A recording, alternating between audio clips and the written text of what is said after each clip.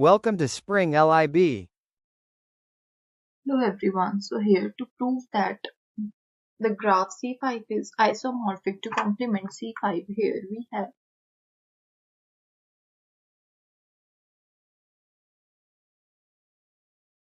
so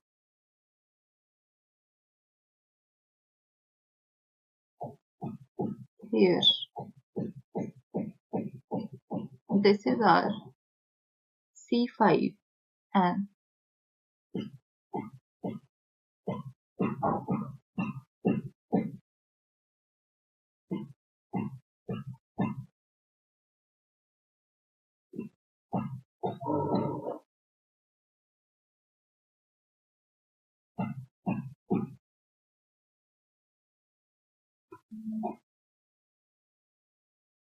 this is 1, 2, 3, 4 and 5. So this is our complement